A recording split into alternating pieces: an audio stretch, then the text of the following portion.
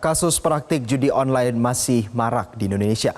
Polisi berhasil menangkap sejumlah pihak yang terlibat dalam praktik judi online ini. Namun dampak negatif judi online pun beragam dari masalah ekonomi hingga tindak kriminalitas.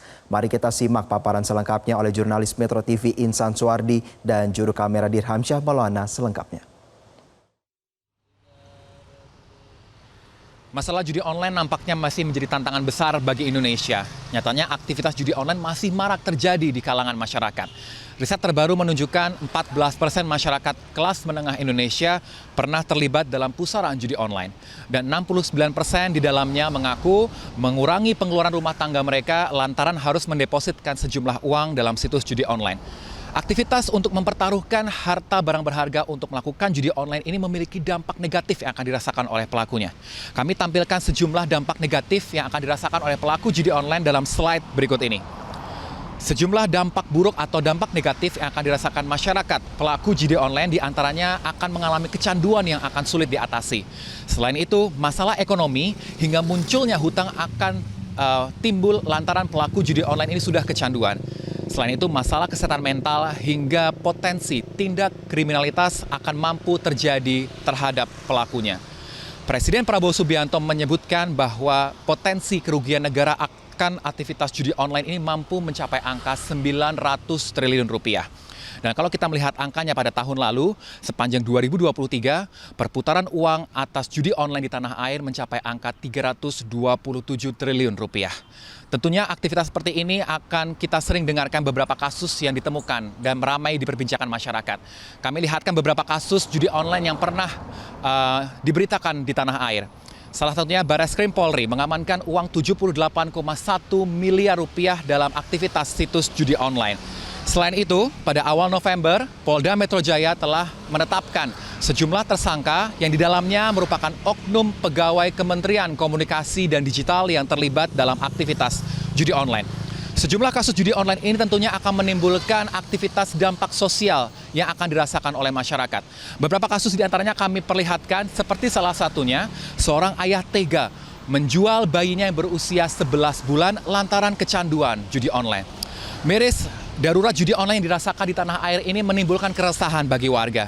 Mari kita dengarkan bagaimana tanggapan sejumlah warga atas kondisi darurat judi online yang terjadi di tanah air.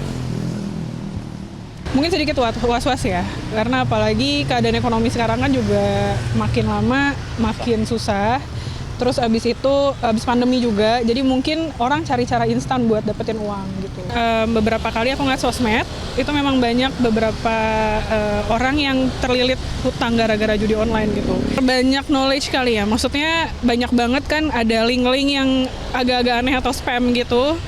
Ya kita pinter-pinter sendiri sih buat kayak nggak ngeklik itu, ataupun kalau ngeklik ya buru-buru dihapus, atau misalnya kayak ya nggak tergiur aja gitu. Cukup resah sih ya, karena ya banyak akhirnya yang orang-orang yang terlibat kejahatan gitu ya, karena ya kepepet gitu ya, ya kan judi, istilah judi aja udah salah gitu ya, mau online mau nggak online gitu ya.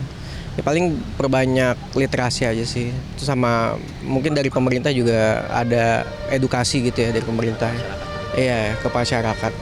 Cukup meresahkan juga sih, mungkin kalau di saya keresahannya pernah dapat SMS untuk join depo judi online gitu sih, gitu, dan itu lumayan banyak.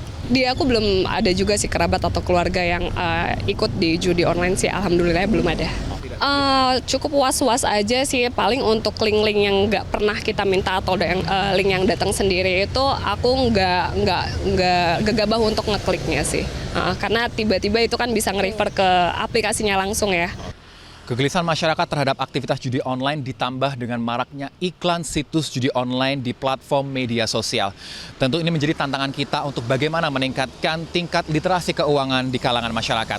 Selain itu, aktivitas judi online telah diatur pemerintah dalam pasal 45 ayat 3 Undang-Undang Nomor 1 Tahun 2024 mengenai informasi dan transaksi elektronik atau UU ITE, yang di dalamnya menyebutkan bahwa setiap orang yang dengan sengaja dan tanpa hak mendistribusikan, mentransmisikan, dan atau membuat dapat diaksesnya informasi elektronik dan atau dokumen elektronik yang memiliki muatan perjudian dapat dipidana penjara paling lama 10 tahun dan atau denda paling banyak 10 miliar rupiah.